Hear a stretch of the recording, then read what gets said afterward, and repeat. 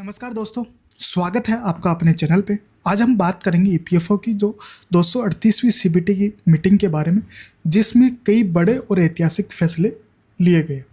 ये फैसले हर PF member, pensioner और एम्प्लॉयर को डायरेक्टली प्रभावित करेंगे। तो आइए स्टेप बाय स्टेप समझते हैं और सभी बदलाव को आसान भाषा में हम समझेंगे। तो दोस्तों, ईपीएफओ आपको पता है कि कुछ ना कुछ अपडेट लेके आ रहा है, और अपडेट है वो बहुत ही ज़बरदस्त अपडेट है।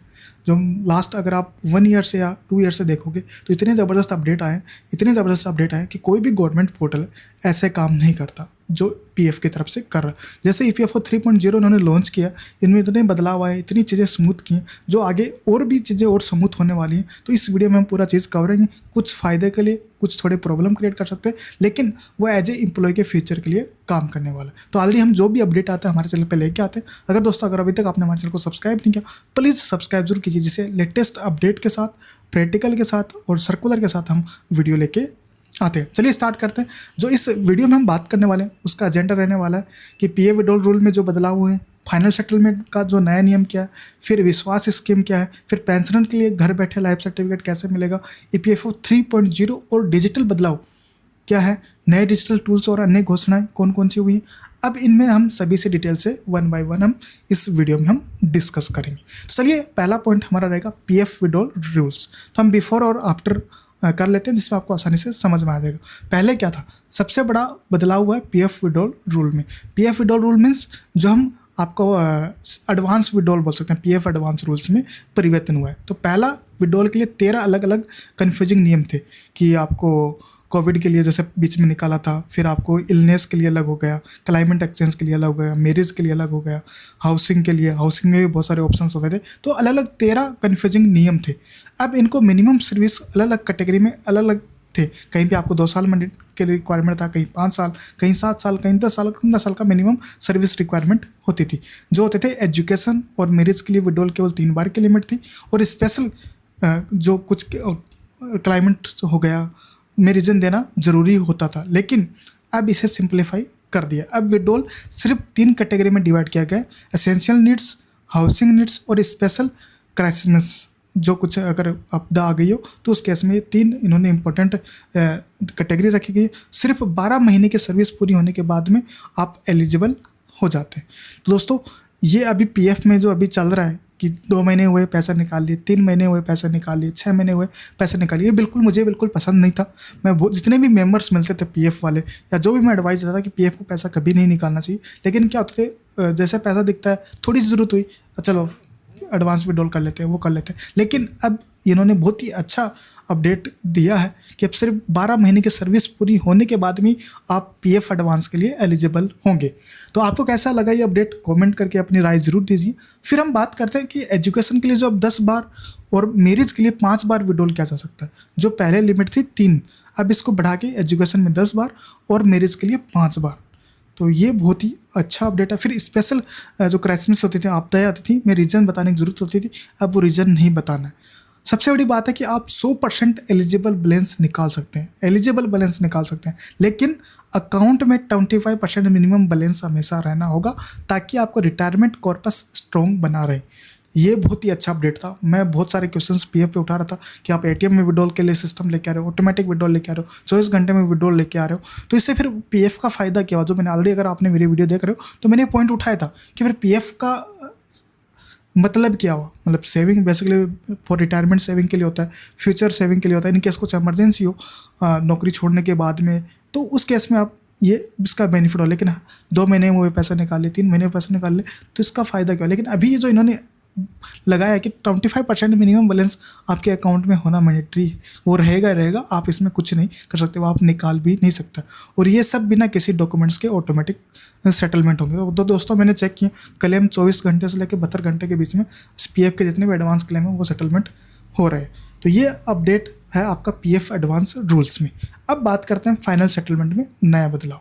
बहुत ही इंपॉर्टेंट अपडेट है। जो पहले प्रोसेस थी वो बिल्कुल अलग थी, और अब जो प्रोसेस होने वाली है आज के डेट से वो बिल्कुल अलग होंगी। अब बात करते हैं फाइनल सेटलमेंट्स के रूल्स की। पहले पीएफ का पूरा सेटलमेंट जॉब छोड़ने के 2 महीने बाद भी मिल जाता था, और पेंशन का सेटलमेंट भी 2 महीने बाद में, लेकिन अब ये वेटिंग पीरियड बढ़ा दिया है।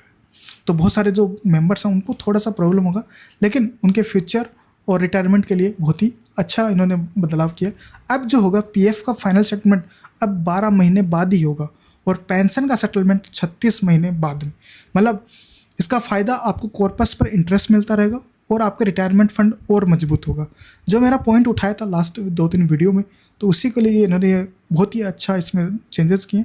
मेरे लिए अकॉर्डिंग देखूँ तो बेस्ट है। अगर कुछ लेकिन नुकसान, अगर कोई व्यक्ति जॉबलेस हो जाता है तो उसे तुरंत पैसे निकालने में मुश्किल होगी, तो ये बड़ी प्रॉब्लम्स है। लेकिन वो उसमें पीएफ एडवांस निकालने का उसके अंदर फैसिलिटी है, आप वो निकाल सकते हैं। तो उसमें कोई डॉक्यूमेंट ज़रूरत नहीं होगी, जो कि तो कोई आपदा वगैरह होता है आप उसमें पैसे निकाल सकते हैं। तो ये 2 इम्पोर्टेंट अपडेट है एज ए पीएफ मेंबर्स के लिए। जितने भी मेंबर्स हैं पीएफ हैं, मैं आपका पैसा कटता है, कुछ होता है, तो ये रूल आपको जानने ज़रूरी है। तो अपने दोस्तों के साथ ज़रूर शेयर कीजिए जिससे ये अपडेट उनके बारे में पता चले। तो आप सिंपल सा है, पहले आप 2 महीने में पूरा पैसा निकाल देते थे, लेकिन अभी 12 महीने बाद में ही निकाल पाओगे पीएफ, और पेंशन का 36 महीने बाद में। मेरे लिए अपडेट है, आप अपना कमेंट रह जरूर दीजिए। फिर हम तीसरा जो इंपॉर्टेंट अपडेट बात कर रहे हैं एज ए एम्प्लॉयर के लिए अपडेट है, विश्वास स्कीम पेनल्टी रिलीफ। लिटिगेशन यानी कोर्ट केस ईपीएफओ के लिए बड़ी समस्या थी, एज ए एम्प्लॉयर के लिए भी बहुत बड़ी समस्या। पहले पेनल्टी बहुत ज़्यादा थी, 5% से लेकर 37% तक पेनल्टी होती थी। इस वजह से 6000 से ज़्यादा केसेस कोर्ट्स में पेंडिंग थे और 21,000 केस पोर्टल पे अटके हुए थे। अब विश्वास स्कीम में पेनल्टी रेशनलाइज की गई है। पेनल्टी अब फ्लैट 1% पर मंथ होगी। अगर 2 महीने तक डिले है तो 0.25% और 4 महीने तक डिले है तो ओनली 0.55% आपका पेनल्टी लगने वाला, मतलब डैमेज लगने वाला। इंटरेस्ट का रेट अभी सेम रखा गया है। तो मैंने लास्ट जो अभी अपडेट आया था कि ईईसी स्कीम्स के थ्रू भी इन्होंने बहुत सारी चीज़ें की कि पुराना जो रिकॉर्ड है आप ठीक कर सकते हो। तो बहुत सारी अपडेट्स आ रही हैं, बहुत अच्छा भी लग रहा है एज ए एम्प्लॉयर के लिए भी, एज ए पीएफ मेंबर के लिए भी। तो इसको और स्ट्रॉन्ग बनाया जा रहा है। तो इस वजह से हम पीएफ को समझ सकते हैं कि हमारा एक स्ट्रॉन्ग सेविंग फंड बनने वाला है, जिस वजह से बहुत सारे जो मेंबर हैं उनको हेल्प मिलेगी और एक बेटर सेविंग की तरह काम करने वाला है। ये स्कीम सभी पुराने पेंडिंग केसेस को कवर करेगी। अब एम्प्लॉयर कंप्लायंस कर देता है तो केस ऑटोमेटिकली क्लोज हो जाएगा। बहुत ही अच्छा अपडेट। अब आपको पीएफ ऑफिस में चक्कर नहीं काटने पड़ेंगे, कोर्ट केस में चक्कर नहीं काटने पड़ेंगे। जैसे आप अपनी कंप्लायंस पूरी कर देते हो, केस ऑटोमेटिकली क्लोज हो जाएगा। इससे एम्प्लॉयर को लीगल कॉस्ट कम होगी और एम्प्लॉयर को उनकी जो ड्यूज़ हैं वो जल्दी मिलेंगे। तो ये ऑलरेडी हमने लास्ट वीडियो में डिस्कस किया था। अभी न्यू स्कीम्स आ रही है, तो आप हमारे चैनल के साथ जुड़े रहें। चैनल का अगर सब्सक्राइब किया प्लीज़ सब्सक्राइब जरूर कीजिए। जो इंपॉर्टेंट अपडेट था ये बहुत ही अच्छा अपडेट है, पेंशन लाइफ सर्टिफिकेट घर बैठे सुविधा। अभी बहुत सारे ऐप वगैरह लेके आए, लेकिन जब 58 बंदा क्रॉस कर जाता है तो उसको समझ में नहीं आती है। कभी अकेला रहता है, गांव में नेटवर्क नहीं आता, मोबाइल में ऐप काम नहीं करते। तो इन्होंने एक अच्छा अपडेट किया कि पेंशनर के लिए एक बड़ी राहत फैसला लिया। ईपीएफओ ने इंडिया पोस्ट पेमेंट बैंक के साथ एमओयू साइन किया। अब पेंशनर को डिजिटल लाइफ सर्टिफिकेट जमा करने के लिए कहीं जाने की जरूरत नहीं होगी। पोस्टमैन आपके घर आएगा और लाइफ सर्टिफिकेट बना देगा। बहुत ही अच्छा अपडेट है, क्योंकि मेरे पेरेंट्स भी हैं जिनको पेंशन मिलती है, ताऊजी है उनको भी पेंशन मिलती है, तो उन्हें प्रॉब्लम होती है, उनको फिर जाके पोस्ट ऑफिस में बैंक में चक्कर काटने पड़ते हैं, तब वो हो पाता है। तो अभी वो घर बैठे पोस्टमैन आएगा और आपका लाइफ सर्टिफिकेट बना के दे देगा। इस सर्विस की फ़ीस वैसे 50 रुपये होगी, लेकिन ये पूरा खर्चा ईपीएफओ बियर करेगा। मतलब पेंशनर से ये बिल्कुल फ्री रहेगी, कोई भी पैसा देने की जरूरत नहीं है। तो अपने जो भी आपके पास कोई पेंशनर लाइफ सर्टिफिकेट जमा करेंगे तो उनको ये वीडियो उनके साथ शेयर कर सकते हो। ये बेनिफिट बहुत ही अच्छा है, खासतौर से रूरल और रिमोट एरिया के पेंशनर को इससे बड़ी राहत मिलेगी। तो ये हमारा इंपॉर्टेंट और अपडेट है जितने भी पेंशनर हो गए, एम्प्लॉयर हो गए और हमारे पीएफ मेंबर के लिए। अभी दोस्तों आपको पता है कि ईपीएफओ 3.0 डिजिटल ट्रांसफर अब पूरी तरह डिजिटल ट्रांसफर की ओर बढ़ रहा है। ईपीएफओ 3 फ्रेमवर्क में core banking, cloud and API based system होगा। इससे फास्टर और ऑटोमेशन क्लेम होंगे, इंस्टेंट विड्रॉल संभव होगा और मल्टी लैंग्वेज सेल्फ सर्विस मिलेगी। पेरोल लिंक कंट्रीब्यूशन से एम्प्लॉयर और एम्प्लॉयर दोनों को फायदा मिलेगा और ये बदलाव 30 करोड़ से ज़्यादा मेंबर को सीधा बेनिफिट करेंगे। दोस्तों इस मीटिंग में नए डिजिटल टूल भी लॉन्च किए गए हैं। पहला आपका री इंजीनियरिंग रिटर्न फाइलिंग मॉड्यूल, जो हम ऑलरेडी पूरा वीडियो कवर चुके हैं। अब एम्प्लॉयर के लिए पीएफ कॉन्ट्रिब्यूशन फाइल करना आसान होगा। Auto validation, real time checking से एरर कम होंगे। दूसरा है कि री इंजीनियरिंग यूजर मैनेजमेंट, अब नए डिस्ट्रिक्ट लेवल ऑफिस सिस्टम से बनाए जा सकेंगे और लॉगिन प्रोसेस और सिक्योर होगा। तीसरा ई ऑफिस वर्जन 7, इससे फाइलिंग प्रोसेस और डॉक्यूमेंट्स मैनेजमेंट बहुत तेज होगा। चौथा है स्पेरो सिस्टम, अब ऑफिस की परफॉर्मेंस अप्रेजल पेपरलेस और ट्रांसपेरेंट तरीके से होगी। इसके अलावा पासबुक लाइट शुरू किया गया जिसमें मेंबर आसानी से अपनी बैलेंस चेक कर सकेगा और UN activation of face authentication technology से उमंग ऐप के जरिए किया गया है।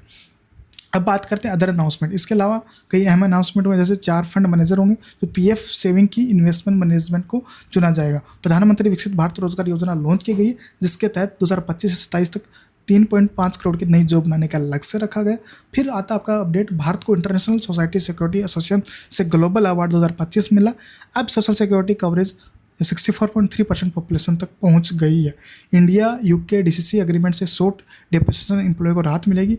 अब होस्ट कंट्री के बजाय अपने होम कंट्री में 36 महीने तक पीएफ कंट्रीब्यूशन कर सकेंगे।